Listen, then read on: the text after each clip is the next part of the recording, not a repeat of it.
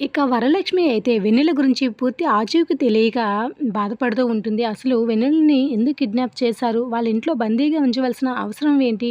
అసలు ఎవరు వాళ్ళు? పూర్తిగా ఏం తెలియకుండా అసలు ఫోన్ చేసి మా ఇంట్లో ఉందని ఎందుకు చెప్పారు? అసలు వాళ్ళకి మన నంబర్ ఎలా తెలిసింది? మా గురించి ఎలా తెలిసింది?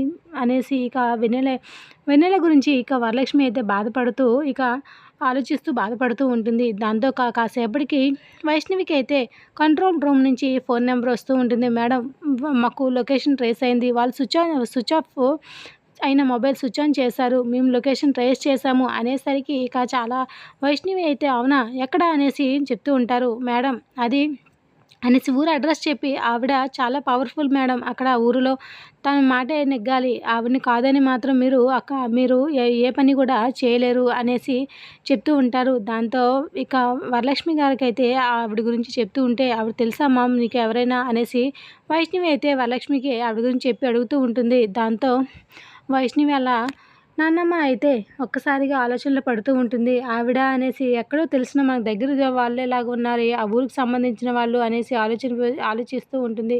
ఇక కంట్రోల్ రూమ్ నుంచి అడ్రస్ మొత్తం తెలుసుకున్న వైష్ణవి అయితే, సరే అక్కడికి బయలుదేరుతున్నాను అని చెప్పి కృష్ణ, వైష్ణవి ఇద్దరు కూడా వెళ్తూ ఉంటే, అక్కడికి ఇక వరలక్ష్మి అయితే నేను వస్తాను మీతో పాటు అని అంటూ ఉంటుంది. "నువ్వు వద్దమ్మా ఈ పరిస్థితుల్లో అక్కడ వైష్ణవి ఎలా ఉందో, వెన్నెల ఎలా ఉందో ఏంటో పూర్తిగా తెలుసుకొని వద్దాము" అని అంటే, లేదు వస్తాను అక్కడ నీకొక్కదాన్ని నేను పంపించలేను అనేసరికి ఇక వరలక్ష్మితో పాటు వరలక్ష్మి, వెన్నెల, కృష్ణ వీళ్ళందరూ కూడా బయలుదేరుతూ ఉంటారు. మరొక పక్క అయితే ఇక రజని వాళ్ళ అత్తగారైతే శంకర్‌ని ఆపుతూ ఉంటారు. "ఒరేయ్! మీ పెద్దమ్మ చేసిన పనెలా చేస్తున్నావు? తను ఏది చెప్పినా సరే అది తప్పు, ఒప్పని నువ్వు ఒక్కసారి కూడా ఆలోచించట్లేదు. ఆడపిల్లరా తప్పు. నువ్వు చేస్తున్నది చాలా తప్పు. తనని కిడ్నాప్ చేసి తీసుకురావడమే తప్పు. అలాంటిది బలవంతంగా పెళ్లి చేస్తున్నావు. తనకి ఒక మనసు ఉంటుంది. తనని అర్థం చేసుకోకుండా మీ పెద్దమ్మ చెప్పిందని చేస్తున్నావు.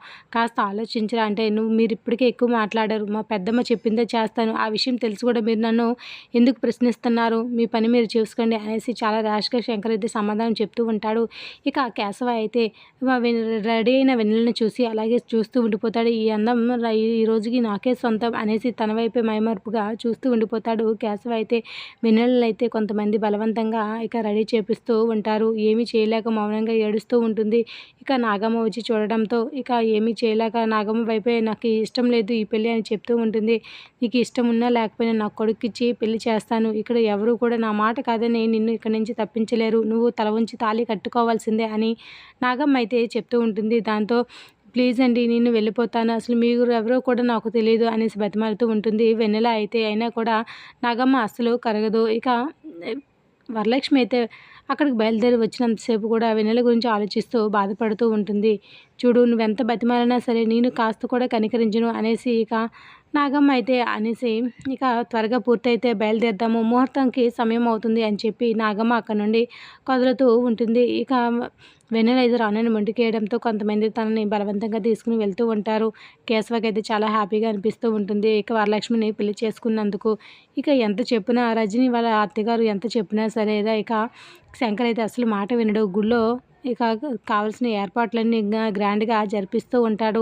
ఇక నాగమ్మకి కావాల్సిన దగ్గర బంధువులందరూ కూడా వస్తూ ఉంటారు. ఏంటి సడన్‌గా నాగమ్మ గారు ఎవరు ఈ పిల్ల అని అంటే, ఇక తర్వాత మాట్లాడదాం. ముందు పెళ్లి జరగనివ్వండి అని చెప్పి అనడంతో ఇక ఎవరు కూడా నాగమ్మకి ఎదురు చెప్పలేక ఇక పెళ్ళికైతే చూస్తూ ఉంటారు. చూస్తే అమ్మాయి అయితే కుందనపు బొమ్మలా ఉంది. ఈ రాక్షసుడి చెరలో పడిపోయింది ఏంటా అనేసి చాలామందికు కేశవ గురించి తెలిసిన వాళ్ళు వెన్నెల తలుచుకొని బాధపడుతూ ఉంటే, వెన్నెల మాత్రం పేర్ల మీద తనకు ఇష్టం లేకుండా జరుగుతున్న దానికి ఇక చాలా బాధపడుతూ ఉంటుంది.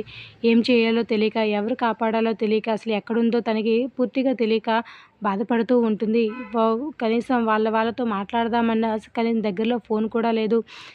రజనీ అత్తయ్య సాయం చేస్తానంటే ఇక నాగమ్మ గారు తనతో మాట్లాడనివ్వటం లేదు. ఏం చేయాలా అని ఇక ఆలోచిస్తూ ఉంటుంది. వెన్నెల అయితే పెట్టెల మీద కూర్చుని ఇక పంతులు గారైతే అమ్మ అనేసి ఎంత పిలిచినా కూడా వెన్నెల ఆలోచనలో ఉంటుంది. ఇక దాంతో నాగమ్మ దగ్గరికి వచ్చి, "నువ్వు ఇక్కడి నుండి తప్పించుకోవాలనే ప్రయత్నం మాత్రము చేయకు. ఇక్కడ చుట్టూ నా మనసులో ఉన్నారు. నన్ను కాదని నా కనుము చూపు మేర కూడా నువ్వు దాటలేవు" అని చెప్పి వార్నింగ్ ఇస్తూ ఉంటుంది. ఇక కన్నీళ్లతో నాగమ్మ వైపు చూస్తూ ఉన్న నాగమ్మ మాత్రం సీరియస్‌గా మాట్లాడుతూ ఉంటుంది. రజనీకి వాళ్ళ అత్తగారికి అసలు ఇష్టం లేక దూరం నుంచే చూస్తూనే ఇక ఎలాగైనా వరలక్ష్మి వాళ్ళకి ఈ విషయం చేరవేయాలని ఆలోచిస్తూ ఉంటారు. ఎలా చెప్పాలా? అసలు ఎవరి దగ్గర నెంబర్ తీసుకోవాలని ఆలోచిస్తూ ఉంటారు. ఫోన్ నెంబర్ అయితే ఎవరి దగ్గర తీసుకున్నా ఇక నాగమ్మ కంట్లో పడకుండా వరలక్ష్మికి ఎలాగైనా ఈ విషయం చేరవేయాలని ఇక టైం కోసం చూస్తూ ఉంటారు. నాగమ్మ మాత్రం కొడుకు పెళ్ళికి ఏ లోటు లేకుండా జాగ్రత్తగా చూస్తూ ఉంటుంది. మరి వైష్ణవి వచ్చి పెళ్ళి ఆపగలదా? లేదా? వచ్చే ఎపిసోడ్ మిస్ కాకండి. ఇదే రోజు ఎపిసోడ్.